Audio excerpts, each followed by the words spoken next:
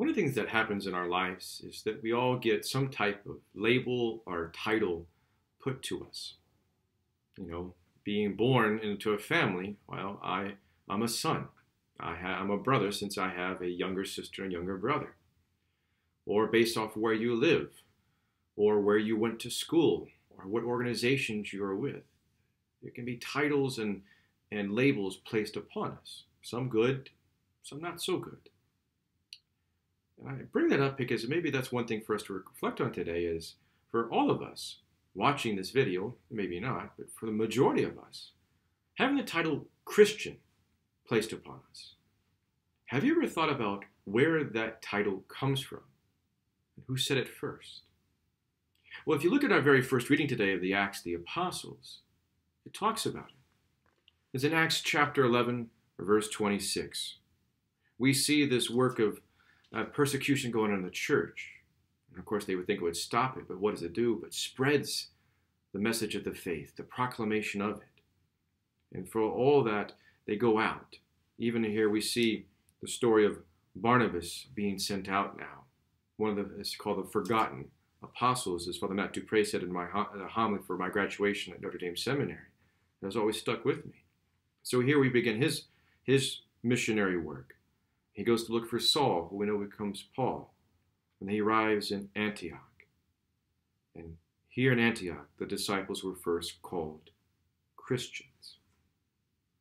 Whereas beforehand, we'd seen the Acts of the Apostles, they were known simply as following the way.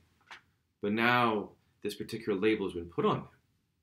And for us, well, maybe we think, well, we're Christian because, well, we're baptized. Or, well, we look towards Christ. We follow Christ.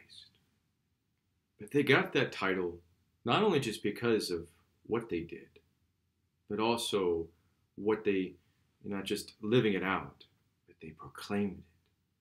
They got associated with being that title because here are the people who are proclaiming this Christ, this Messiah, this anointed one. And from there, how they have given up everything and followed.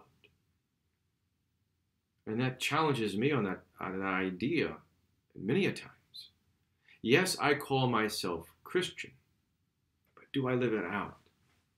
Do I fully go out there and proclaim not only to the people I'm comfortable with, but in all aspects of my life? From the people I run into in the grocery store right down the road, the post office, or when I am on the road, or wherever I might go. I proclaim myself a Christian, but do I really show to everyone around me what that truly means? And not only that, do they help them to come to know why? Do I help them to go know the person of Christ? And that's what we see with the apostles and the disciples. Even though they were persecuted, they lost many of things, and some even their lives, how they still went out and proclaimed because they see it's much more than just something to give us a status symbol or just a label. It is a way of life, proclaiming who they truly profess in, who brings them ultimately what they need. And that's a great challenge for me, and I extend that challenge to you.